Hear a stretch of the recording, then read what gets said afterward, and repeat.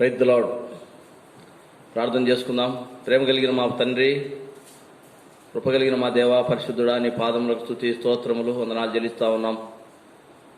ప్రభా, ఇంతవరకు మమ్మల్ని మీరు కాపాడినందుకై స్తోత్రములు. ఈ దిన పరిచర్య అంతట్లో మీరు తోడైనందుకై స్తుతిస్తూ ఉన్నాం. తండ్రి దేవా, సాయంకాలం మరొకసారి తండ్రి దేవా నీ పాదం దగ్గరికి వస్తూ ఉన్నాం. కనికరించండి. యవనస్తుల కూడికగా నీ పాదం దగ్గరికి వస్తూ ఉన్నాం. తండ్రి కృపలో జ్ఞాపకం చేసుకోనండి. ఎంతైనా నమ్మదగిన తండ్రివి, గొప్ప దేవుడు అయ్యా, సాగిల పడతా ఉన్నాం తండ్రి. ఈ సమయంలో మా దేవా మరి మీరే మాకు తోడైండమని ప్రార్థిస్తూ ఉన్నాం. ప్రభా, నేను గురించి పాడుటకు శ్రేష్టమైనటువంటి నీ మాటలు ధ్యానించడానికి కృప చూపించండి దేవా. మరి యవనస్తులు ప్రభా మరి ఈ సమయంలో అనేకులు నీ మాటలు వినటానికి కృప చూపించమని ప్రార్థిస్తూ ఉన్నాం. యవన బిడ్డలతో మీరు మాట్లాడండి తండ్రి. వాక్యానుసారంగా నీలో ఫలించడానికి కృప చూపించమని ప్రార్థిస్తూ ఉన్నాం. ప్రభా, మా తండ్రి ఎవరికి ఏ మాటలు అవసరమో దేవా మరి మీరు మాట్లాడమని ప్రార్థిస్తూ ఉన్నాం. మీ కుడికంతట్లో తోడైండండి. అంధకార శక్తులు, చీకటి శక్తులు యేసునామమును బంధించి పారదోలుతా ఉన్నాం. ప్రభా, మీరే మాకు తోడైండండి. కనికరించండి, కృప చూపించండి. దయలను తండ్రి నిన్నే స్తుతిస్తూ ఉన్నాం. కరెంటును, మైక్ మౌతును నీ స్వాధీనం ఉంచుకోనండి. నీ మహిమార్థమైనటువంటి కొరత లేకుండా సహాయపడమని ప్రార్థిస్తూ ఉన్నాం. లైవ్ ద్వారా ఎంతమంది నీ మాట వింటున్నారో వారిలో కూడా నీ కార్యం జరిగించమని ప్రార్థిస్తూ ఉన్నాం. మీరు తోడైండుమని ఘనత, మహిమ, ప్రభావం నీకు ఆరోపించుకుంటూ యేసుక్రీస్తు నామంలో స్తోత్రించి అడిగి వేడుకుంటున్నాం తండ్రి, ఆమేన్.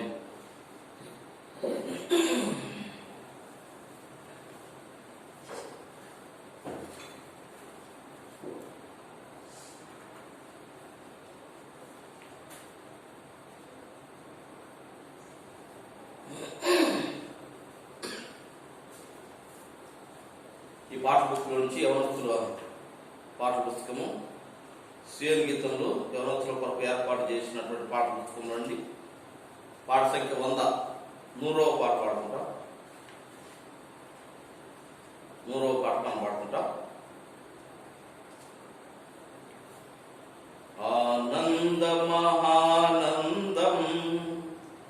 ప్రభువే మనకానందం, మనయందు నిలిచియుండును పరలోకపు ఆనందం.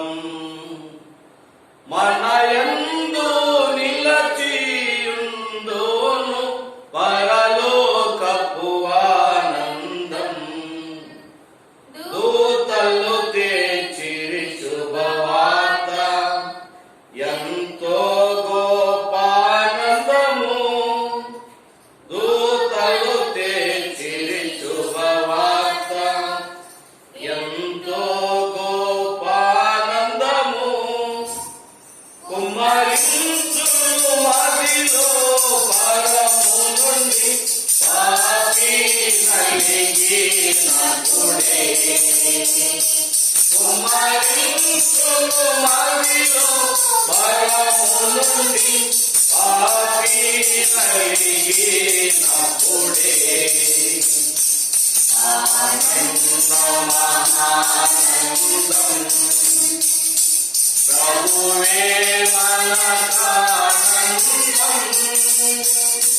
మనయందు నిలిచియుండును పరలోకపు ఆనందం. మనయందు నిలిచియుండును పరలోకపు ఆనందం. ఆనందించుడనే ప్రభువే పరమందున నీ పేరు. ఆనందించుడనే ప్రభువే పరమందున నీ పేరు. గ్రంథమందు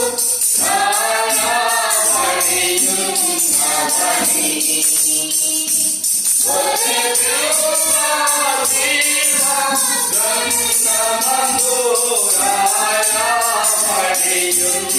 రాయబడియున్నవని. ఆనందమహానందం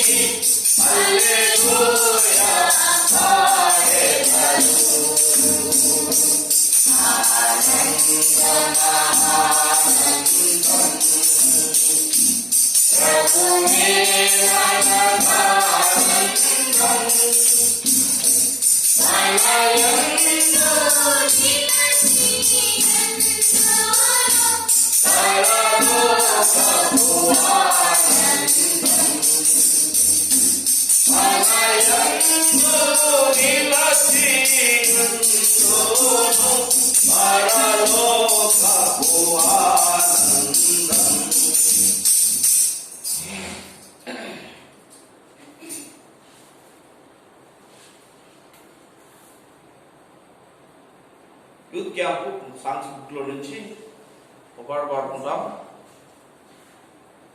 పాట సంఖ్య 15.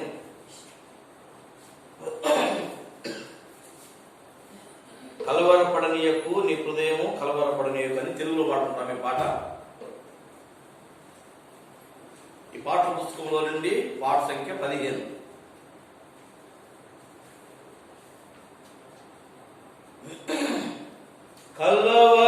కలవరపడనీయకు నీ హృదయం కలవరపడనీయకు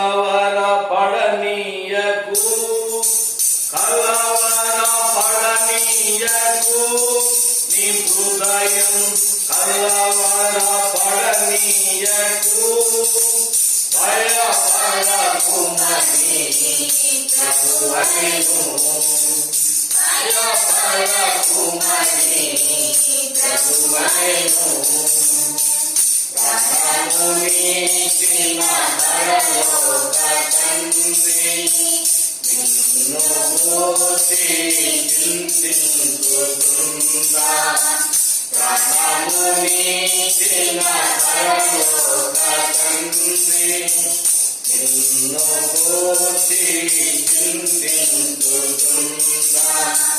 ముందు గతికి వారెందుకు భవిష్యత్తు భారం నీకెందుకు ముందు గతికి వారెందుకు భవిష్యత్తు భారము నీకెందుకు అడవి గోలను తెలుసుడుము అడవి గోలను తెలుసుడుము కలవరపడనీయకు నీ హృదయం కలవరపడనీయకు కలవరపడనీయకు నీ హృదయం కలవరపడనీయకు భయపడకుమని ప్రభువనెను. భయపడకుమని ప్రభువనెను.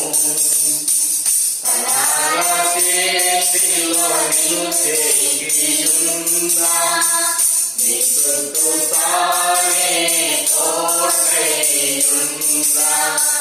తన చేతిలో నిన్ను చేయుందా, నీ చుట్టూ తానే తోడైయుందా. అగ్నిలాంటి శ్రమ నిన్ను తాకిన, జలములో నీపై పొర్లి పారినా. అగ్నిలాంటి శ్రమ నిన్ను తాకిన, జలములో నీపై పొర్లి పారినా. కనలే కళ్ళ కింద నిన్ను దాచును. కనలే కళ్ళ కింద నిన్ను దాచును. కలవరపడనీయకు, నీ హృదయం కలవరపడనీయకు. కలవరపడనీయకు, నీ హృదయం కలవరపడనీయకు. భయపడకుమని ప్రభువనెను. భయపడకుమని ప్రభువనెను. పరలోకమహిమైపై నిన్ను సిద్ధపరచి, తానే వాసి నిన్ను తీసుకెళ్ళును. పరలోకమహిమైపై నిన్ను సిద్ధపరచి, తానే వాసి నిన్ను తీసుకెళ్ళును. బంగారు ఈదులో నడిపించును, చిరకాలము నీతో ఉండును. బంగారు ఈదులో నడిపించును, చిరకాలము నీతో ఉండును. అంతము వరకు నిన్ను సాటును. అంతము వరకు నిన్ను సాటును. కలవరపడనీయకు, నీ హృదయం కలవరపడనీయకు. కలవరపడనీయకు, నీ హృదయం కలవరపడనీయకు.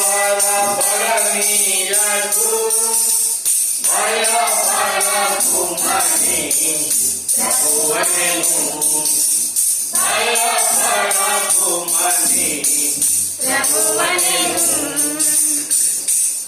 ప్రేమ కలిగిన తండ్రి, కృప కలిగిన దేవా, పరిశుద్ధుడా, నీ పాదములకు స్తుతి స్తోత్రములు వందనాలు చెల్లిస్తా ఉన్నాం ప్రభా. ఈ సమయంలో ఇంతవరకు నిన్ను స్తుతించడానికి కృపనిచ్చినారు పాటల ద్వారా.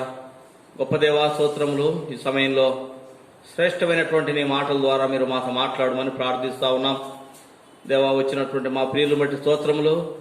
మరి ఎందరు రాలేకపోయినారో వారందరూ కూడా ప్రభా, మరి ఈ లైవ్ ద్వారా నీ మాటలు వినటానికి, నిన్ను స్తుతించడానికి యవనస్తులు ప్రభా మరి నీలో బలపరచబడటానికి కృప చూపించమని ప్రార్థిస్తా ఉన్నాం దేవా. ఈ సమయంలో మీ దాసును మీరు మీ నోటికి బోరగా మీరు నిలబెట్టుకోనండి, ఆత్మతో నింపండి ప్రభా. మరి మీరే నీ దాసుల్లో మీరు మాట్లాడమని ప్రార్థిస్తా ఉన్నాం. మీ మాటలు వినిపింపజేసి మీ కార్యం జరిగించమని నిన్నే స్తుతిస్తూ వాతావరణము ప్రభా మరి సమస్తము దేవాన్ని స్వాధీనం ఉంచుకొని మీరే మహిమ పొందమని యేసుక్రీస్తు నామములో స్తోత్రించి అడిగి వేడుకుంటున్నాం తండ్రి, ఆమేన్.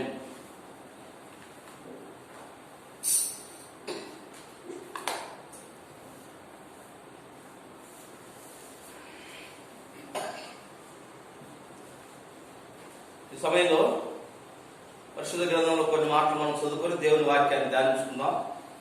యవనస్తుల కొరకై ప్రత్యేకంగా మనం మరి దేవుని ఇంట్లో సమకూర్చబడ్డాం కాబట్టి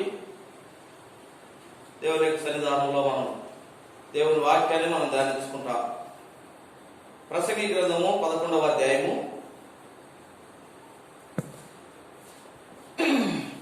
ప్రసంగి గ్రంథము 11వ అధ్యాయము 9-10 వచనాలు కలిసి చదువుకుంటాం. ప్రసంగి గ్రంథము 11వ అధ్యాయము 9వ వచనము 10వ వచనం మనందరం కలిసి చదువుకుంటాం. యవనుడా, నీ యవనమందు సంతోషపడము, నీ యవన కాలమందు నీ హృదయము సంతృష్టిగా ఉండనేము. నీ కోరిక చెప్పునను, నీ దృష్టి యొక్క ఇష్టము చెప్పునను ప్రవర్తింపుము.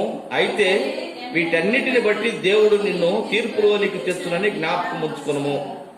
లేత వయస్సును నడిప్రాయమును గతించిపోవునవి గనుక నీ హృదయములో నుండి వ్యాకులమును తొలగించుకునుము, నీ దేహమును చెరుపుదాన్ని తొలగించుకునుము. దేవుడి యొక్క సమయంలో ఈ మాటల ద్వారా మనతో మాట్లాడడం గాక. ప్రియులరా, మరి యొక్క మాటలు మరి జ్ఞాని అయినటువంటి మరి సొలొమోను రచించినటువంటి మాటలు మరి యవనస్తుల కొరకు మరి ఇక్కడ ప్రత్యేకంగా మనం ఈ సమయంలో మనం జ్ఞాపకం చేసుకుంటా ఉన్నాం.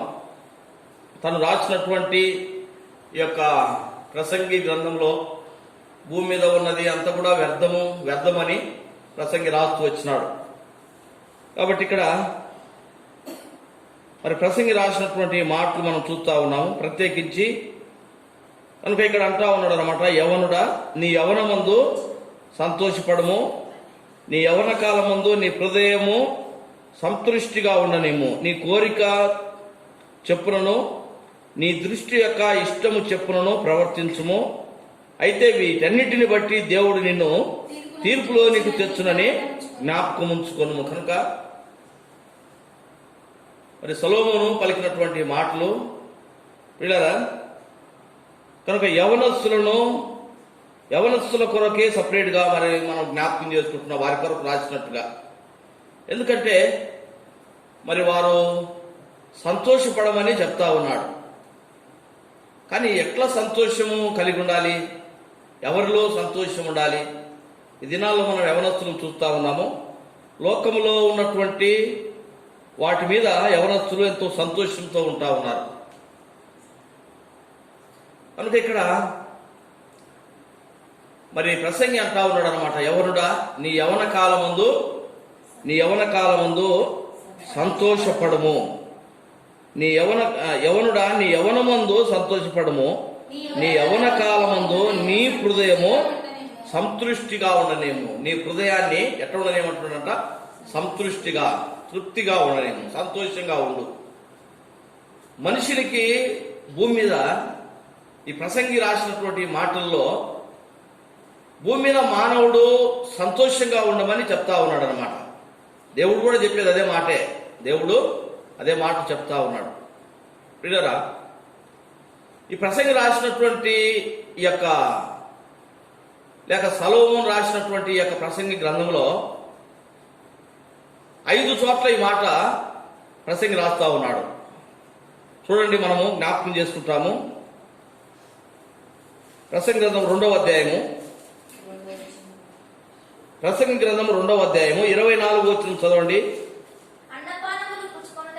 అన్నపానములు పుచ్చుకున్నట కంటే తన కష్టార్జితము చేత సుఖపడుట కంటెను నరునికి మేలుకరమైనది ఏదీ లేదు. ఇది దేవుని వలన కలుగునని నేను తెలుసుకుంటుని. ఆయన సెలవు లేక భోజనము చేసి సంతోషించుట ఎవరికి సాధ్యము? కనుక ప్రభువు సెలవు ఇవ్వాలి దానికి కూడా మానవునికి. కనుక ఇక్కడ రచయిత అంటా ఉన్నాడు అనమాట, భూమి మీద ఏది మనిషినికి సంతోషకరమైనదంటే అన్నపానములు పుచ్చుకొనుట కంటెను తన కష్టార్జితం చేత సుఖపడుట కంటెను నరునికి మేలుకరమైనది ఏదియో లేదు అంటా ఉన్నాడు భూమి మీద. కనుక ఇతను ఎక్కువ జ్ఞాని అయిపోయినాడు, జ్ఞానంతో నింపబడ్డాడు. మనిషి భూమి మీద అనుభవించే దాన్ని గురించి రాస్తా ఉన్నాడు అనమాట. మంచిగా ఆహారం తినటము, లేక సుఖముగా ఉండటం.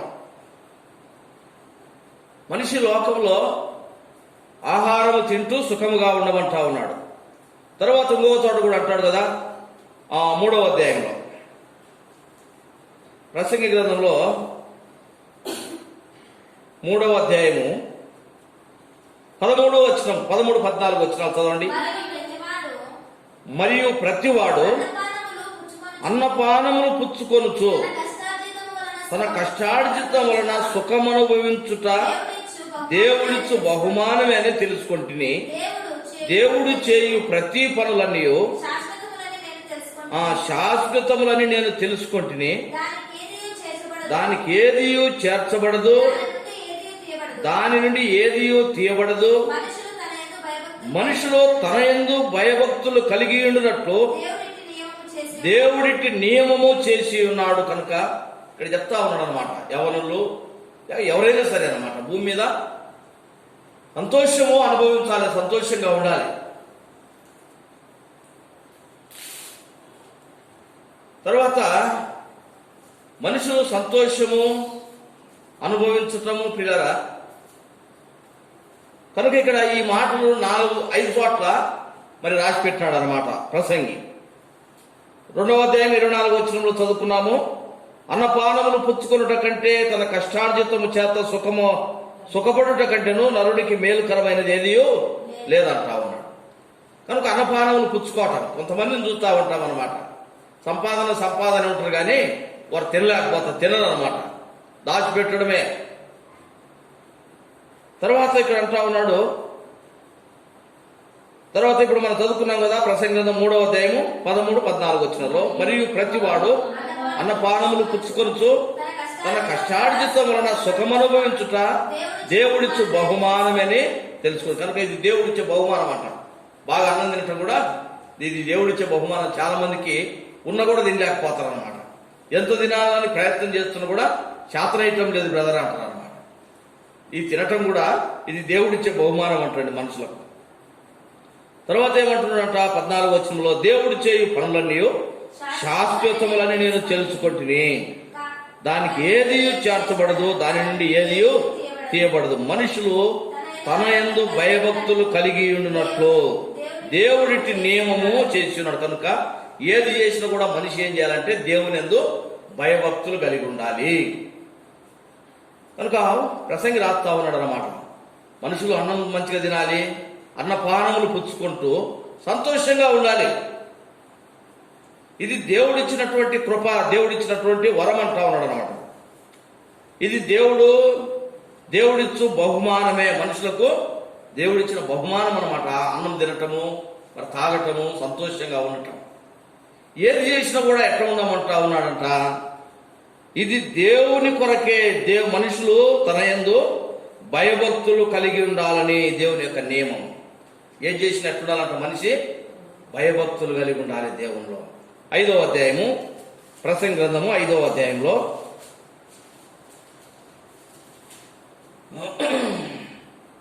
5వ అధ్యాయము 19వ వచనం లేక 18వ వచనం చదవండి. 18వ వచనం నుంచి.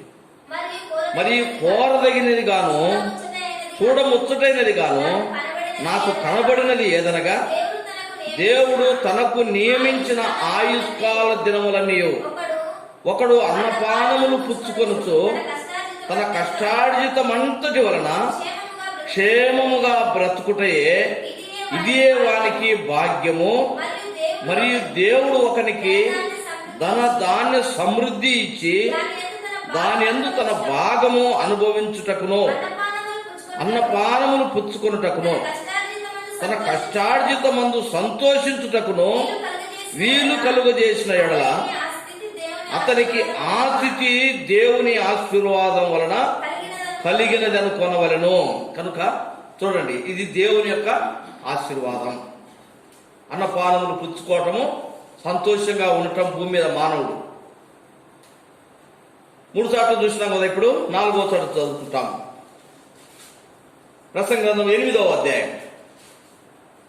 ప్రసంగి గ్రంథం 8వ అధ్యాయము 15వ వచనం. అన్నపానములు పుచ్చుకొని సంతోషించుట కంటే మనుషులకు లాభకరమైనది ఒకటి లేదు. కనుక నేను సంతోషమును పొగడు తిని బ్రతికి కష్టపడవలనని దేవుడు వారికి నియమించిన కాలమంతయు ఇదే వారికి తోడుగా ఉన్నది. కనుక ఇది 4వ చోట ప్రసంగి మాట రాస్తాం. 5వ చోట 5వగా మనం చదువుకున్నాం. ఇది ప్రసంగి గ్రంథము 11వ అధ్యాయం 9వ వచనంలో, యవనుడా నీ యవనమందు సంతోషపడము, నీ యవన కాలమందు నీ హృదయపు సంతృప్తిగా ఉండలేము. ప్రసంగి మరి మనుషులు భూమి మీద పడుతున్నటువంటి ఆ శ్రమ లేక ఈ కష్టాలు దేని కొరకు మనుషులు ప్రయాసపడతా ఉన్నారు, ఎంతో ప్రయాసపడతా ఉన్నారు.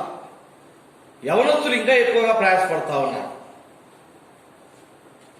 కనుక మనుషునికి ఏది ముఖ్యమైనది భూమి మీద అంటే పిల్లరా, ప్రసంగి రాసినటువంటి మాటల్లో అన్నపానములు పుచ్చుకుంటూ సంతోషంగా ఉండటం, ఇది దేవుడిచ్చినటువంటి వరము, ఇది దేవుడు అనుగ్రహించినటువంటి భాగ్యము. కానీ ఏది చేసినా కూడా ఎట్లా ఉండమంటున్నాడంటే ప్రసంగి 3వ అధ్యాయంలో 14వ వచనంలో అంటున్నాడు కదా, దేవుడు చేయు పనులన్నీలో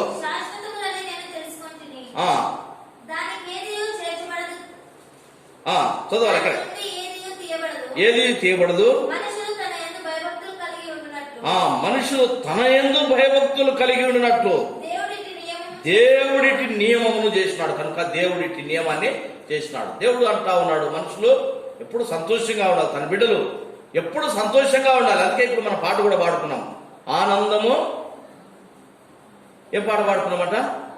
ఆనందమే మహానందం. చూడండి ఈ పాట కరెక్ట్గా వచ్చేసింది. ఆనంద మహానందం ప్రభువే మనకానందం, మనయందు నిలచి యుండును పరలోకపు ఆనందం, మనయందు నిలచి యుండును పరలోకపు ఆనందం. చూడండి, ఆనందంగా ఉండమంటున్నాడు అన్నమాట. యేసుప్రభువు వారి లోకంలో ఉన్నప్పుడు ఆయన చెప్పినటువంటి మాట కూడా ఇదే అన్నమాట, తన వెంబడించినటువంటి శిష్యులకు. యోహాను రాసిన సువార్త 15వ అధ్యాయము 11వ వచనంలో ఆ మాట ఉంది, చదవండి. యోహాను సువార్త 15వ అధ్యాయం 11వ వచనం.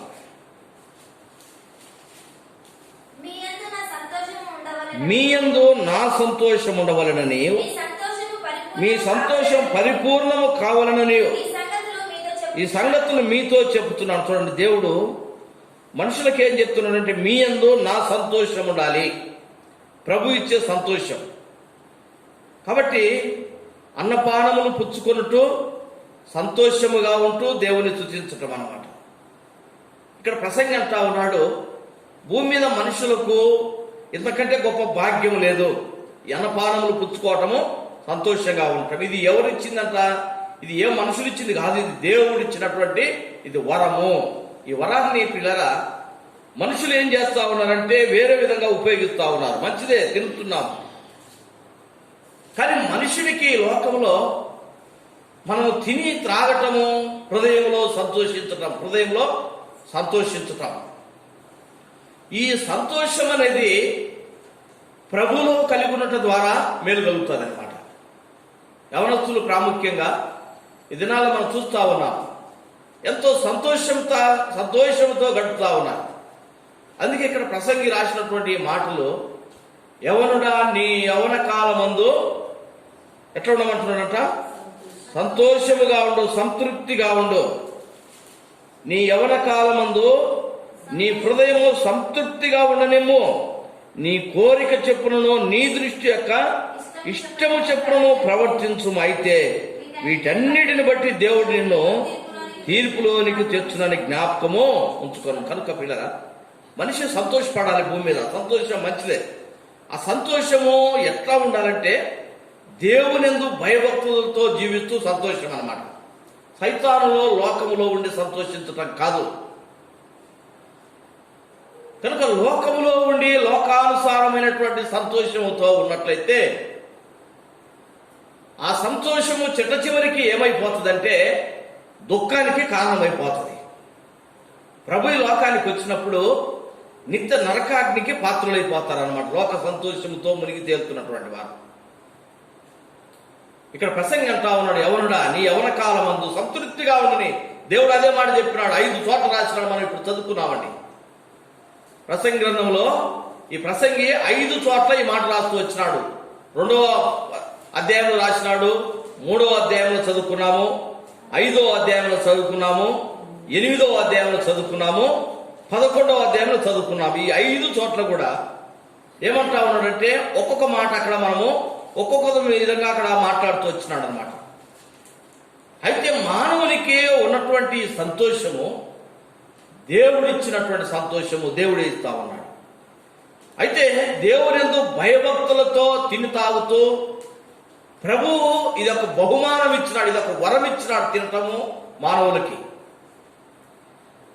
కాబట్టి మనం ఏది తింటున్నామో, ఏది తాగుతున్నామో, ఎట్లా సంతోషంగా ఉంటున్నామో, ప్రియులారా, మనిషి లోకములో తినటము, త్రాగటము, సంతోషంగా ఉండటము, తన బిడ్డలు సంతోషంగా ఉండాలనే దేవుడు కోరుతా ఉన్నాడు.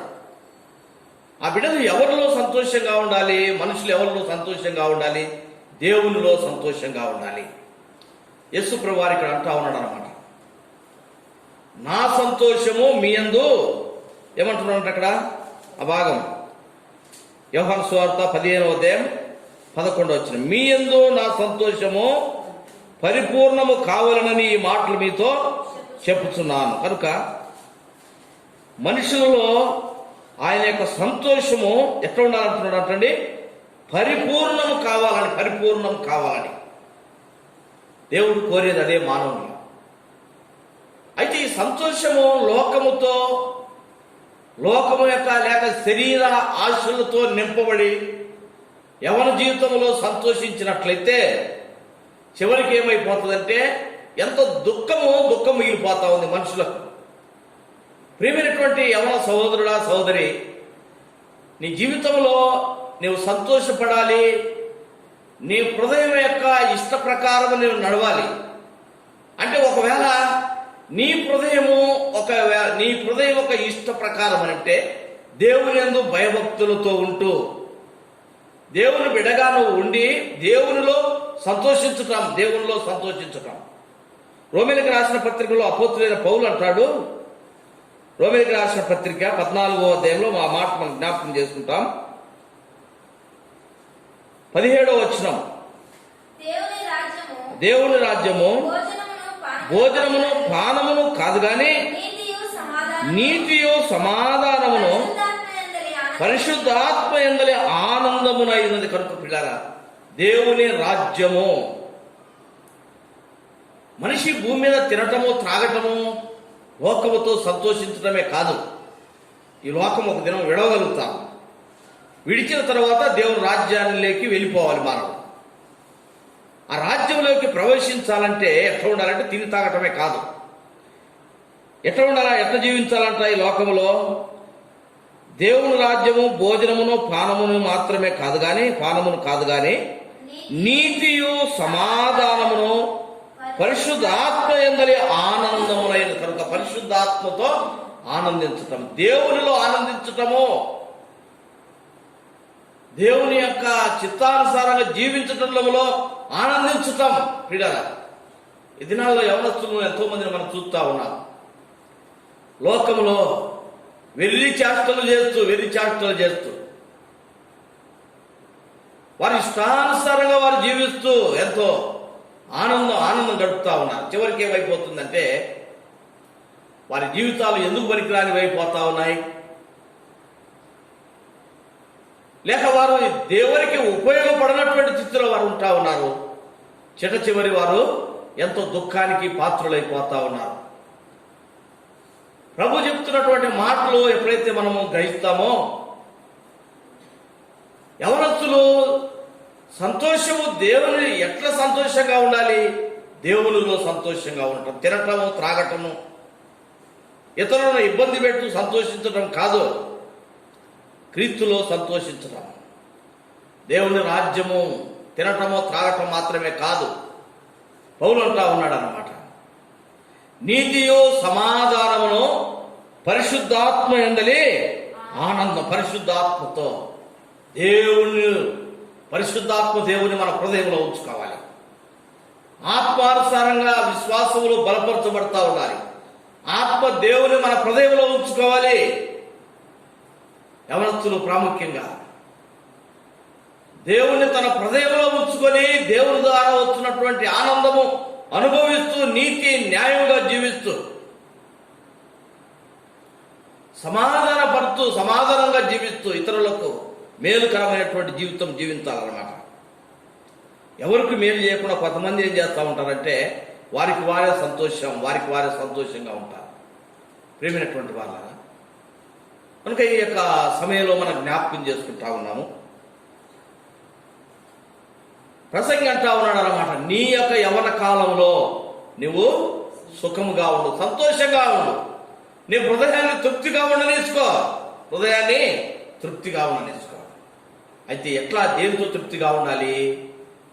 పరిశుద్ధ ఆత్మ యందు ఆనందముతో తృప్తిగా జీవించినట్లయితే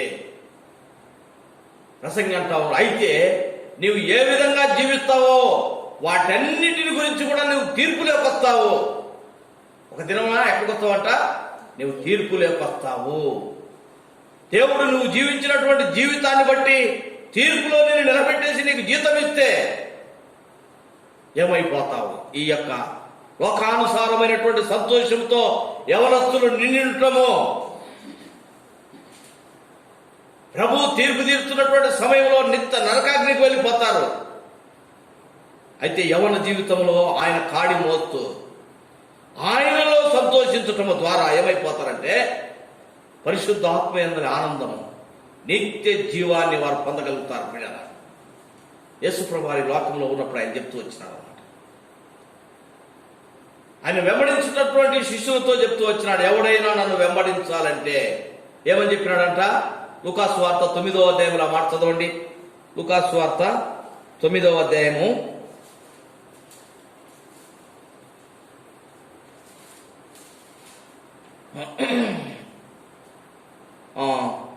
23వ వచనం. మరియు ఆయన అందరితో ఇట్లనెను, ఎవడైనను నన్ను వెంబడించగోరిన యెడల తన్ను తాను ఉపేక్షించుకొని ప్రతి దినము తన సిలువనెత్తుకొని నన్ను వెంబడించాలి. చూడండి, ఇక్కడ అంటున్నాడు అన్నమాట. సిలువ దేనికి గుర్తట? శ్రమలకు గుర్తు. లోకములో ఆనందిస్తూ, లోకములో ఉన్నటువంటి లోక విషయాలతో ఆనందిస్తూ జీవించటం కాదనమాట. క్రీస్తును వెంబడిస్తే ఏముంటుందంట? పరిశుద్ధాత్మలో ఉన్నటువంటి ఆనందం. లోక విషయంలో అయితే శ్రమే ఉంటుందన్నమాట.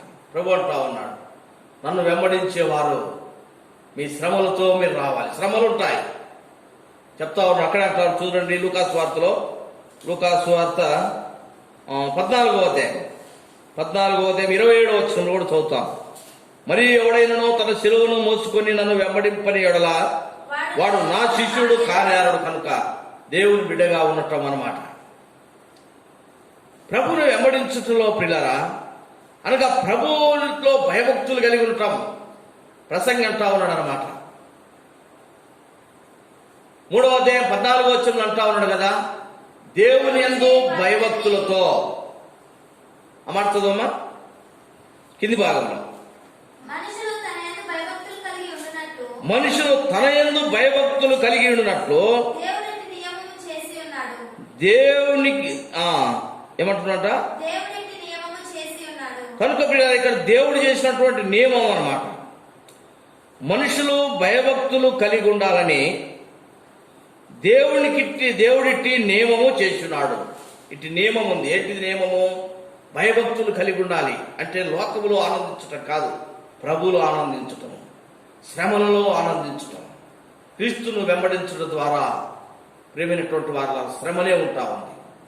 అయితే ప్రభు అంటా ఉన్నాడు అనమాట, నన్ను వెంబడించేవారు మరి తన సిలువను ఎత్తుకొని వెంబడించాలి. ఈ లోకములో ఉన్నటువంటి ఆనందముతో ఉండటం కాదు, అన్నపానములు భుజిస్తూ క్రీస్తులో సంతోషిస్తూ క్రీస్తు పని నిమిత్తమై శ్రమలు అనుభవిస్తూ యేసు ప్రభువారి లోకంలో ఏ విధంగా జీవించినారో ఆ మార్గంలో నడుస్తూ ఇతరులకు ఉపయోగపడుతున్నటువంటి విధానంలో మనిషి ఎప్పుడైతే జీవిస్తాడో పిల్లల నిత్య రాజ్యమును మానవుడు పొందబోతాడనమాట.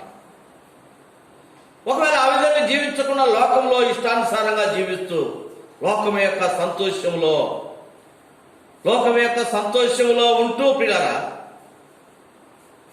ప్రభువును మర్చిపోయినటువంటి జీవితం జీవిస్తే చిట్ట చివరికి ఏమైపోద్దంటే దేవుడు తీర్పులో నిలబెడతాడు. ఈ విషయాన్ని మర్చిపోకూడదు అనమాట. దేవుడు ఒక దినమున మనిషిని తీర్పులో నిలబెడతాడు. దేవుని ఎదుట తీర్పులో నిలబడాలి. నువ్వు జీవించే జీవితాన్ని బట్టి చాలా మంది ఎవరొస్తున్నా చూస్తూ ఉంటాం అన్నమాట. ఇతరులకు ఉపయోగం ఉండదు అనమాట. ఇతరులను ఇబ్బందులు పెడుతూ వారు సుఖం అనుభవిస్తూ ఉంటారు. వారు ఆ విధంగా సుఖం అనుభవిస్తూ ఉంటారు. సౌలును మనం జ్ఞాపకం చేసుకుంటే పిల్లరా, మరి అపోస్తులైన పౌలు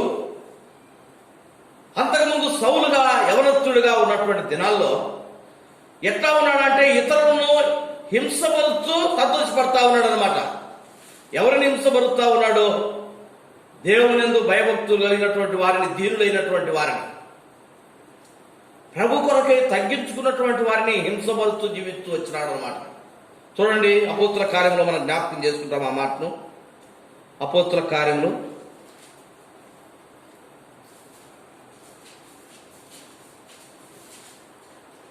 7వ అధ్యాయము, అపోస్తుల కార్యములు 7వ అధ్యాయము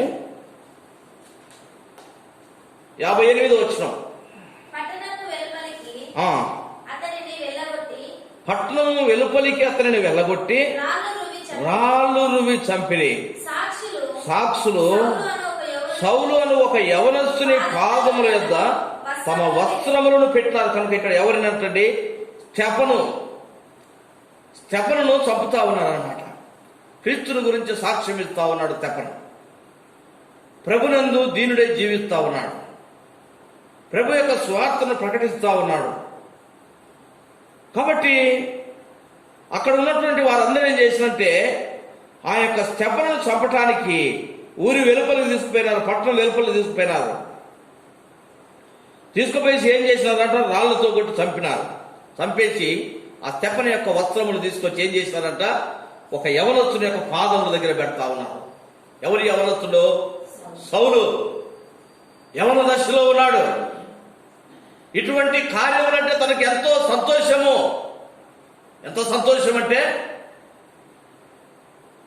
అన్నపానములు సమృద్ధిగా తిన్నంత సంతోషం అన్నమాట.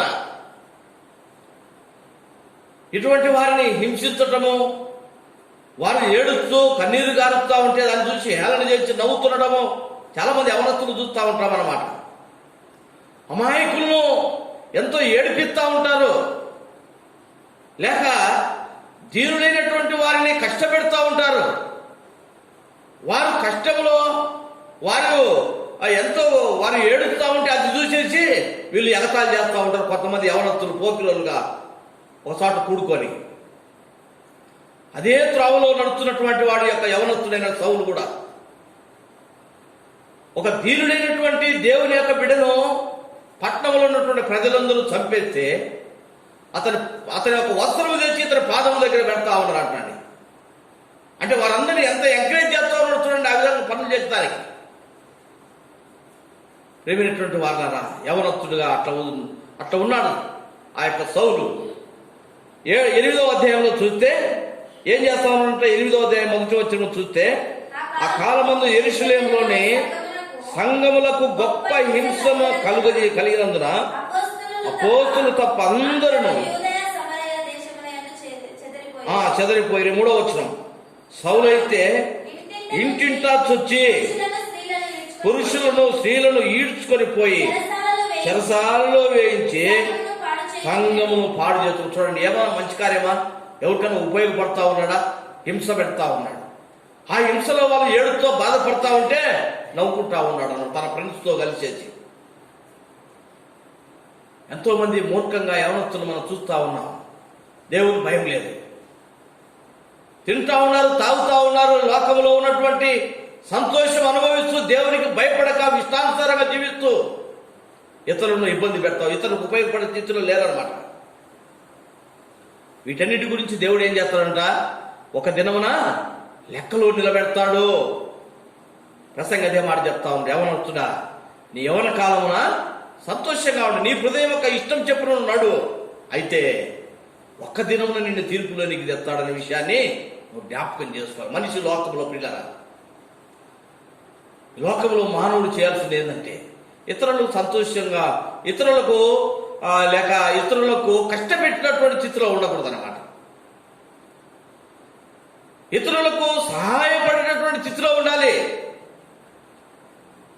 ఇతరులకు క్షేమం కలిగించినటువంటి స్థితిలో ఉండాలి. ఆ విధంగా జీవించకుండా ఈ లోకంలో ఇష్టానుసారంగా సంతోషముతో జీవించడం ద్వారా ఏమైపోతారంట, ఇక్కడ సౌలును మనం చూస్తా ఉన్నాం. సౌలు 9వ అధ్యాయంలోకి వస్తాం. అపోస్తుల కార్యం 9వ అధ్యాయంలో 1వ వచనంలో, సౌలు ఇంకను ప్రభు యొక్క శిష్యులను బెదిరించుటకును హత్య చేయుటకును తనకు ప్రాణాధారమైనట్టు ప్రధాన యాజకుల దగ్గరికి వెళ్ళిపోతా ఉన్నాడు. నాకు ఇది చాలు అంటా ఉన్నాడు అనమాట. ఏంటి చేస్తామంటే, ఇదిగో నాకు ఇది చాలు, దీంతో నాకు సంతోషం. కనుక తన యొక్క జీవితం అంతా ఇద్దరే సంతోషంగా ఉండాలనుకున్నాడు. దేవుని గురించి తెలియకుండా ఉంటా ఉన్నాడు అనమాట యవనస్తుడైనటువంటి సౌలు. అయితే దేవుడు ఏం చేసినాడంట, అదే దినమున తను దర్శించినాడు. ఏ మనుషులనైతే హింస పెడుతూ జీవిస్తా ఉన్నాడో ఆ యొక్క మనుషులను లేక దేవుని ప్రజలను హింసలకు గురి చేస్తూ జీవించినటువంటి యొక్క యవనస్తుని దేవుడు ఏం చేసినాడంట, వారి కొరకై శ్రమను పెట్టి అనుభవించినటువంటి వాడిగా దేవుడు అతన్ని చేస్తూ వచ్చినాడు. దేవుడు పిలిచినాడు అనమాట. తన యొక్క జీవితం అంతా ఎట్లా ఉండాలనుకున్నాడంటే, ఇదిగో ఇతరులను దుఃఖపెడుతూ లేక ఇతరులను హింసిస్తూ వారు ఏడుతున్నప్పుడు వచ్చినటువంటి సంతోషం ఇది దాని నాకు అనుకున్నాడు అనమాట యవనస్తుడైతే. అయితే దేవుడు ఏం చేసినాడంట, సౌలా, నువ్వు అట్టగా సంతోషించాల్సింది, నువ్వు పడాల్సిన సంతోషము, నీకు రావాల్సిన సంతోషం అది కాదు, నువ్వు నా శ్రమలు పడుతూ నా శ్రమలలో నువ్వు సంతోషంగా ఉండాలి. పిలిచినాడు అనమాట, పౌలుగా మార్చినాడు. అంటా ఉన్నాడు ఇక్కడ ప్రభు చెప్తా ఉన్నాడు. చూడండి, అపోస్తుల కార్యం 9వ అధ్యాయంలో మనం చూస్తాం. 9వ అధ్యాయము 16వ వచనంలో, ఇతడు నా నామము కొరకు ఎన్ని శ్రమలను అనుభవించనో నేను ఇతనికి చూపుదునని. చూడండి, నా నామమును బట్టి శ్రమలు అనుభవిస్తాడు. నన్ను వెంబడిస్తాడు. నన్ను వెంబడించుడు ద్వారా వచ్చే శ్రమలు, ఆ శ్రమలలోనే ఆనందపడతాడు. క్రీస్తుతో నడుస్తూ శ్రమలలో ఆనందించటము మానవునికి ఎంతో మేలు. ఈ లోకములో ఉన్న దాన్ని తింటూ త్రాగుతూ లోక యొక్క శరీర ఆశలకు బానిసలైపోయి అది పడేసినటువంటి సంతోషం కాదు ప్రసంగి ఇక్కడ చెప్తున్నటువంటి మాటలు. వీటన్నిటిని బట్టి ఒక దినం నేను తీర్పులోకి తెస్తాడు. యవనస్తుడా, ఇదిగో యవనస్తుడు చేసినటువంటి పనులు. తరువాత పౌలు క్రీస్తు కొరకై నమ్మకంగా జీవిస్తూ వచ్చినాడు. తన శ్రమలను మోస్తూ ప్రభుతో నడుస్తూ వచ్చినాడు. ఫిలిప్పీలకు రాసిన సంఘానికి అంటే చెప్తా ఉన్నాడు అనమాట. 4వ అధ్యాయం 4వ వచనంలో ఇదే పౌలు చెప్పినటువంటి మాటలు మనం చూస్తాం. ఎవరిని సంతోషించమంటా ఉన్నాడంట. ఫిలిప్పీలకు రాసిన పత్రిక 4వ అధ్యాయం 4వ వచనం చదవండి. ఎల్లప్పుడూ ప్రభునందు ఆనందించుడి, మరలా చెప్పుదును ఆనందించు. చూడండి, అంతకుముందు ప్రభులు ఆనందించిన వాడు కాదు. దేంతో ఆనందించినాడంట? లోకములతో ఆనందించాలనుకున్నాడు. అదే నాకు కావాలనుకున్నాడు. అదే నాకు జీవనాధారం అని అనుకున్నాడు. అదే నాకు ప్రాణాధారం అంటా ఉన్నాడు. నా ప్రాణానికి ఇష్టమైనది అంటా ఉన్నాడు. నా హృదయానికి నచ్చినటువంటి కార్యం అదే అంటా ఉన్నాడు. ఏంటిదంట? ఇతరులను హింస పెట్టడము, ఇతరులను హింసించడము, ఇతరులను హేళన చేయటము, వాడితో చూసి సంతోషించడం అన్నమాట. అయితే ఇప్పుడు ఏం చేయబడ్డాడు? ప్రభు మాట విన్నాడు. తన సిలువనెత్తుకుని ప్రభువుతో నడుస్తా ఉన్నాడు యవన జీవితంలో. యవన కాలమున ప్రభును వెంబడించినాడు. ప్రభు పిలుపు విన్నాడు. అనేకమైనటువంటి శ్రమలు ప్రభుతో నడుచుటలో పొందుతూ వచ్చినాడు. సంఘానికి చెప్తా ఉన్నాడు, ఎల్లప్పుడూ ప్రభునందు ఆనందించుడి. నేను మరలా చెప్తా ఉన్నాను. ఏమనంట? ప్రభులు ఆనందించండి. లోకములో కాదు. ప్రియమైన యవనస్తుడా, ఎవరిలో నువ్వు ఆనందిస్తా ఉన్నావు? లోకములోనా? నీ హృదయం లోకంలో ఉన్నటువంటి కార్యములను బట్టి తృప్తి పడతా ఉన్నావా? కాదు. ప్రభులో నివసిస్తూ ప్రభు కొరకు వాడబట్టంలో నువ్వు ఆనందించాలి. ఎందుకంటే ఒక దినమున తీర్పు ఉందనే విషయాన్ని దేవుడు నీకు సెలవిస్తాను, నీకు జ్ఞాపకం చేస్తా ఉన్నాడు. ఒకవేళ నువ్వు మర్చిపోయినావేమో, ఆ తీర్పులో ప్రభులో నువ్వు జీవిస్తే, లేక ప్రభు కొరకై నీ యొక్క దేవుని యందు భయభక్తులతో నీ యొక్క యవన జీవితం అంతా కూడా ప్రభుతో నువ్వు గడుపుతూ వచ్చినట్లయితే మంచి బహుమానములు ప్రభు ద్వారా పొందగలుగుతావు. యవనస్తుడు ప్రభు పిలిచినప్పుడు ప్రభు మాట విని లోబడ్డాడు. తన శిలువనెత్తుకొని శ్రమలను పడుతూ ప్రభుతో వెంబడించినాడు. అనేకులను సంతోషములోకి మార్చినాడు. అనేకులను రక్షణ మార్గంలోకి నడిపిస్తూ వచ్చినాడు. ఈ లోకాన్ని విడిచినప్పుడు అంటా ఉన్నాడు, మంచి పోరాటం పోరాడినాను, నా హృదయం దేవునితో సంతోషంగా ఉంచినాను, ఈ లోక యాత్ర నేను ముగిస్తా ఉన్నాను. నేను ప్రభు కొరకై జీవించినటువంటి జీవితాన్ని బట్టి ఒక దినమున నాకు ఆ తీర్పులో నాకు ఆయన బహుమానం ఇవ్వబోతా ఉన్నాడు, జీవ కిరీటం అనే బహుమానము. యవనస్తుడు అంటా ఉన్నాడు, వృద్ధాప్యంలోకి వచ్చిన తర్వాత, అనగా యవన దశలో ప్రభువులో ఆనందించడానికి నేర్చుకున్నాడు. కాబట్టి ఎవరైనా సరే ఈ లోకాన్ని విడుస్తాం ఒక దినం. ఇక్కడ ప్రసంగి రాసినటువంటి మాట మనం జ్ఞాపకం చేసుకుంటా ఉన్నాం. ప్రసంగి గ్రంథంలో మనం చదువుకున్నాము 11వ అధ్యాయము ఆఖరి వచనం.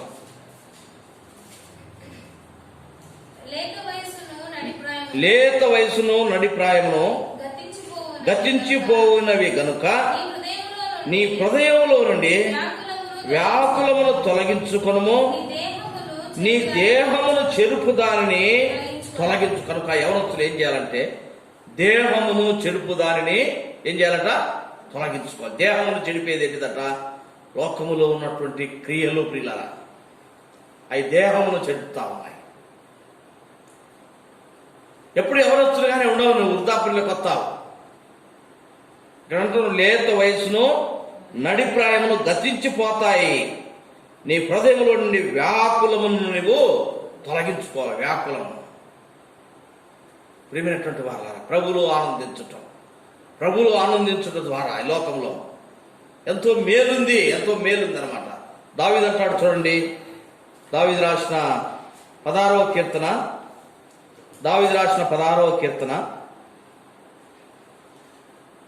7వ వచనం చదువుతాము. 7వ వచనం నుంచి, నాకు ఆలోచనకర్త అయిన యెహోవాను స్తుతించెదను, రాత్రి గడియలలో నా అంతరింద్రియము నాకు బోధించుతున్నది, సదాకాలం యెహోవా యందు నా గురి నిలుపుతున్నాను. ఆయన నా కుడి పార్శ్వమందు ఉన్నాడు గనుక నేను కదల్చబడను. అందువలన నా హృదయం సంతోషించుతున్నది, నా ఆత్మ హర్షించుతున్నది, నా శరీరము కూడా సురక్షితముగా నివసించుతున్నది. ఎందుకనగా నీవు నా ఆత్మను పాతాళంలో విడిచిపెట్టవు, నీ పరిశుద్ధిని కుళ్ళుపట్టనేవు. కనుక దేవుడు ఎటువంటి వాడు అంటండి? దేవుని నమ్మినటువంటి వాడు పాతాళానికి వెళ్ళిపోడు, వాని యొక్క ఆత్మ కుళ్ళుపట్టదు. దేవుని నమ్మని వారి యొక్క ఆత్మ ఏమైపోతుందంట? పాతాళానికి వెళ్ళిపోతుంది. 19వ కీర్తనలో అంటాడనమాట, క్షమించండి 9వ కీర్తన 17వ వచనంలో, దుష్టులను దేవుని మనసు జనులందరూ పాతాళానికి వెళ్ళిపోతారు. యవన దశలో ప్రియులారా, ఎవరిని వెంబడిస్తా ఉన్నారు? లోకం యొక్క కోరికలతో నింపబడి ప్రభువులో ఆనందించకుండా ఉంటున్నావా? అయితే దావీదు అంటా ఉన్నాడు చూడండి, నాకు ఆలోచనకర్త అయిన యెహోవాను స్తుతించెదను, రాత్రి గడియలో నా అంతరింద్రియమును నాకు బోధించుతున్నది. కనుక ఆలోచనకర్త దేవుడు ఆలోచన చెప్పేవాడు. దేవుని యొక్క ఆలోచన అనుసరించి నడుచుట మానవునికి ఎంతో మేలు. యవన కాలంలో ప్రియులారా, దేవుని యొక్క ఆలోచన తోసిపెట్టేస్తారు. సాతాను యొక్క ఆలోచనను అనుసరించి నడుపుతా ఉన్నారు యవన దశలో. తద్వారా ఏమైపోతా ఉన్నారంటే లోకములో ఉన్న దాంతో తినుతూ తాగుతూ లోకముతో సంతోషించుతూ ప్రభుకు దూరం అయిపోవటం, పాతాళానికి దగ్గరైపోతాం, పాతాళానికి కనుక వారి యొక్క జీవితంలో నెమ్మది లేకుండా జీవిస్తాం. అయితే దావీదు అంటా ఉన్నాడు, చూడండి, దావీదు అంటా ఉన్నాడు, సదాకాలము యెహోవా యందు నా గురి నిలుపుచున్నాను, ఆయన నా కుడి పార్శ్వమందు ఉన్నాడు కనుక నేను కదల్చబడను. 9వ వచనం అంటా ఉన్నాడు, అందువలన నా హృదయము సంతోషించుతున్నది, నా ఆత్మ హర్షించుతున్న. దేవుల్లో ఉన్నటువంటి వారికి ఎప్పుడు సంతోషం అన్నమాట. లోకములో ఉన్న వారికి కొద్ది దినాలే ఆ సంతోషం, చిట్ట చివరికి ఏమైపోద్దట, అవమానాలే. లోకముతో ఉండేటటువంటి వారికి, క్రీస్తులో ఉండేటటువంటి వారికి ఎప్పుడు సంతోషం. దావీదు అంటా ఉన్నాడు, నా ఆత్మను నీవు కుళ్ళు పట్టనీవు, పాతాళములోకి నా ఆత్మను నువ్వు వెళ్లకుండా కాపాడుతావు. ఎవరు కాపాడేవారు? దేవుడు. కాబట్టి ప్రియులారా, యవన దశలో దేవునికి ఇష్టమైనటువంటి విధానంలో జీవించడం ద్వారా వచ్చినటువంటి మేలు అన్నమాట. అందుకే ఇక్కడ దావీదు యవన దశలో దేవునితో నడవడానికి తీర్మానం చేసుకున్నాడు. ప్రియులారా, 22వ కీర్తనలో చూస్తాము.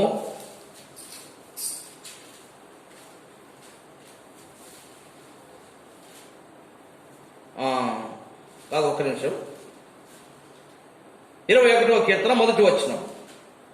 21వ కీర్తన మొదటి వచనం. యెహోవా రాజు నీ బలమును బట్టి సంతోషించుతున్నాడు, నీ రక్షణను బట్టి అతడు ఎంతో హర్షించుతున్నాడు. చూడండి, రాజు ఎవరిని బట్టి?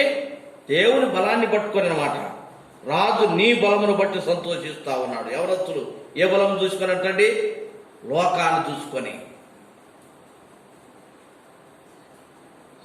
దావీదు ఇక్కడ ప్రసంగం అంటా ఉన్నాడు అనమాట. యవనుడా, దేని చూసి నువ్వు సంతోషపడతా ఉన్నావు?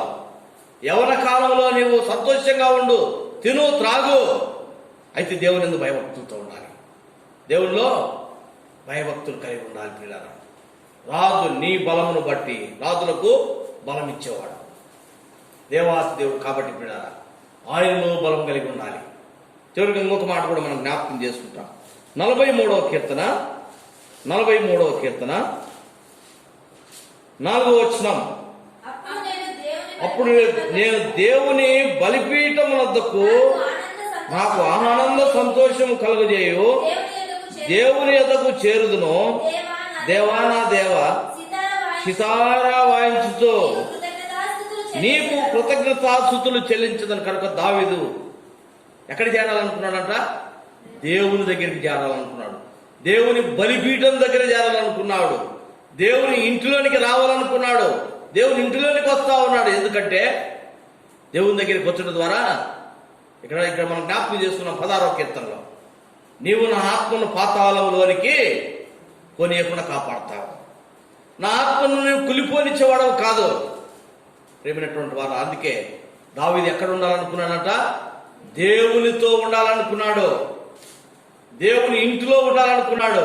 ఇక్కడ అంటా ఉన్నాడు, నీ బలిపీఠం దగ్గరికి నేను వస్తాను, సితారాతో వాయిస్తూ. లోకములో ఎవరొత్తులు చూస్తూ ఉంటాం అన్నమాట. లోకములో ఉన్న పరికమాలను మ్యూజిక్లు పెట్టుకొని ప్రభుకు దూరంగా జీవిస్తూ ఎంతో తన జీవితాలను నాశనం చేసుకుంటా ఉన్నారు. ఈ దినాల్లో చూస్తూ ఉన్నాం. ప్రేమైనటువంటి యవన సహోదరుడా, సహోదరి, నీ జీవితం ఎట్లా ఉంది? ఎవరితో గడుపుతా ఉన్నావు? అయితే దావీదు మాత్రము దేవుని ఇంటిలోనికి రావాలన్నాడు. దేవుని దగ్గర సంగీతములు వాంచుతూ, పాటలు పాడుతూ, దేవుని స్తుతిస్తూ దేవునితో ఉండాలనుకున్నాడు. యవనస్తుడైనటువంటి సౌలు తన శిలవనెత్తుకొని ప్రభుతో నడుస్తున్నాడు. కారణం ఏంటిదంటే ప్రభులో ఆనందం ఉంది, నిత్య రాజ్యం పొందగలుగుతాడు. నీ యవన జీవితం నువ్వు ఎట్లా ఉండావు? తింటూ త్రాగుతూ లోకములో ప్రభువుకు భయపడక లోకానుసారంగా జీవిస్తున్నావా? ప్రసంగి అంటా ఉన్నాడు మరొకసారి. 3వ అధ్యాయం ప్రసంగి గ్రంథము 3వ అధ్యాయంలో అక్కడ అంటా ఉన్నాడు. చూడండి, చదవండి భాగాన్ని, 14 వచ్చిన ఆఖరి భాగంలో మరొకసారి. తన యందు భయభక్తులు కలిగి ఉన్నట్లు. కనుక ఇది మర్చిపోకూడదు అన్నమాట. మనిషి తిని తాగటంలో సంతోషించాలి, సంతోషించవచ్చు. దేంట్లో సంతోషము? మానవుడు మనం పడుతున్నటువంటి సంతోషం క్రీస్తులో. ఫిలిప్పీయులకు రాసిన పత్రికలో పౌలు అంటా ఉన్నాడు కదా, ప్రభువునందు ఆనందించుడి, ప్రభుతో సంతోషించండి. లోకంతోగా సంతోషించాల్సింది యవనస్తులు. ప్రభు పనిలో సంతోషించాలి, ప్రభుతో నడుస్తూ సంతోషించాలి, దేవుని ఇంటిలో ఆయనను స్తుతిస్తూ సంతోషించాలి. దావీదు అంటా ఉన్నాడు, నేను బలిపీఠం దగ్గర చేస్తాను, దేవా నిన్ను సితారా వాయించుతూ కీర్తనలు పాడుతూ నిన్ను స్తుతిస్తూ నీ ఇంట్లో నేను సంతోషంగా ఉంటాను. ఎట్లా ఉంటా ఉన్నావు నీ యవన జీవితంలో? క్రీస్తులో సంతోషించడం ద్వారా నిత్యరాజ్యం పొందగలుగుతావు. లోకములో ఉంటే ఒక దినం నా తీర్పులోనికి రావాలి. ఇక్కడ ప్రసంగి అంటా ఉన్నాడు అన్నమాట. నీ యొక్క సంతోషము, ఎటువంటి సంతోషము నువ్వు కలిగి జీవిస్తా ఉన్నావో ఒక దినమున తీర్పులో నువ్వు నిలబడాలి. జాగ్రత్త అని అంటా ఉన్నాడు అన్నమాట. సంతోషించు, నీ ఇష్టం. అయితే నీవు ఒక దినంలో తీర్పులోకి వస్తావు, జాగ్రత్త. యవన సహోదరుడా సహోదరి, ఏ వయసులో వారివైనా సరే వాక్యం వింటా ఉన్నావు ప్రేమైనటువంటి వారులారా. ఆ దినంలో తీర్పులో నిలబడితే ఎటువంటి బహుమానం ప్రభు ద్వారా పొందబోతా ఉన్నావో ఈ సమయంలో ప్రభు నీతో మాట్లాడుతూ ఉన్నాడు. లోకముతో సంతోషించద్దు, క్రీస్తులో సంతోషించు. లోకములో ఉండే సంతోషం శాశ్వతమైనది కాదు, ప్రభుతో ఉండే సంతోషము శాశ్వతమైనది. అందుకే యేసు ప్రభు అంటా ఉన్నాడు, నాదందు మీరు సంతోషించాలని, నా సంతోషము మీలో పరిపూర్ణము కావాలని, పరిపూర్ణమైపోవాలి. ప్రభు ఇచ్చే సంతోషము పరిపూర్ణమైనది, శాశ్వతమైనది. లోకం ఇచ్చే సంతోషము అది శాశ్వతమైనది కాదు. చూస్తా ఉన్నాం ఈ దినాల్లో యవనస్తులందరినీ కూడా. చెట్ల చివరికి వారి యొక్క పరిస్థితులు ఏమైతుందో మనం చూస్తా ఉన్నాం. అయితే క్రీస్తుని వెంబడించినటువంటి వారి యొక్క జీవితాలు, ప్రభు అంటా ఉన్నాడు, నాలో ఉండండి, నా సంతోషం మీలో ఉండనియండి. నా మార్గంలో నడుతూ ఒకవేళ శ్రమన ఇతరులకు ఉపయోగపడుతూ జీవించు. మీలో సంతోషం, నా సంతోషం పరిపూర్ణమైపోతుంది. నాతో మీరు జీవించగలుగుతారు. వాక్యం వింటున్నటువంటి ప్రియ సోదరుడా సోదరుడు, నువ్వు ఎట్లా ఉంటున్నావు? ప్రభు దగ్గర పరీక్ష చేసుకో. ప్రభుతో సంతోషిస్తున్నావా? నిత్యరాజ్యం పొందబోతావు. లోకానుసారమైన సంతోషంతో ఉంటున్నావా? నీకు నెమ్మది దుఃఖానికి కారణమైపోతుంది అన్నమాట. జాగ్రత్త. ఒకవేళ అటువంటి లోకముతో ఉన్నటువంటి సంతోషముతో నువ్వు జీవిస్తున్నట్లయితే ఇదిగో ఇప్పుడే మారు మనసు పొందు, రక్షణ పడుగు. ప్రభు నన్ను క్షమించనడుగు. ప్రభుతో జీవించడానికి తీర్మానం చేసుకో. దేవుడు యొక్క సమయంలో వాక్యం వింటున్నటువంటి బిడ్డలందరికీ కూడా అటువంటి కృపను దయచేయుగాక. ప్రార్థన చేసుకుందాం. తండ్రి, కృపగలిగిన దేవా, స్తోత్రములు. ఈ సాయంకాల సమయంలో ప్రభా మా తండ్రి, ఇంతవరకు మీరు మాకు తోడైనందుకై స్తుతిస్తా ఉన్నాం. నిన్ను గురించి పాడుటకు శ్రేష్టమైనటువంటి నీ మాటలు మీ దాసుని మీరు నిలబెట్టుకొని మాతో మీరు మాట్లాడినందుకై స్తోత్రములు వందనాలు చెల్లిస్తా ఉన్నాం. ప్రభా దేవా, ప్రసంగి 11వ అధ్యాయం 9-10 వచనాలు దేవా, యవన బిడ్డలతో మీరు మాట్లాడినటువంటి శ్రేష్టమైన మాటలు బట్టి స్తోత్రములు. లోకం ఇచ్చే సంతోషం కాదు, లోకంతో సంతోషంగా ఉండటం కాదు, తిని త్రాగటము ప్రభా మా తండ్రి, నీలో జీవించడం, భయభక్తులు కలిగి ఉంటాం ప్రభా. తినటము త్రాగటం అన్నీ కూడా మా తండ్రి మరి మీరు మాకు ఇచ్చినటువంటి బహుమానం, ఇది మీ యొక్క కృప తండ్రి. అయితే ప్రభా మరి నీలో భయభక్తులు కలిగి ఉండాలని ఎన్నో సంగతులు మీరు మాకు జ్ఞాపకం చేస్తూ వచ్చినారు. దేవుని రాజ్యం భోజనము పానము కాదు, నీతియు సమాధానము దేవుని ఆయన యందు పరిశుద్ధాత్మ యందు ఆనందం అంటా ఉన్నారు ప్రభా. నీతో ఆనందించే ధన్యత ప్రభా యొక్క సాయంకాల సమయంలో నీ మాటలు విన్నటువంటి ప్రతి ఒక్కరిలో కూడా ఇటువంటి ఆనందము మీరు కలుగజేయమని ప్రార్థిస్తా ఉన్నాం. ఇంతవరకు మీరు మాకు తోడైనారు ప్రభా, స్తోత్రములు. ప్రభా మా తండ్రి, ఎవరి బిడ్డలు ఎవరైతే ఇటువంటి ఆనందము లేకుండా జీవిస్తున్నారో లోకముతో మరి తండ్రి దేవా, మరి వారి యొక్క జీవితాలు వ్యర్థపరుచుకుంటున్నారో ప్రభా, మరి నీ మాటల ద్వారా వారిని దర్శించండి దేవా. యొక్క మాటలు విన్నటువంటి వారిలో మీ కార్యం జరిగించమని ప్రార్థిస్తా ఉన్నాం.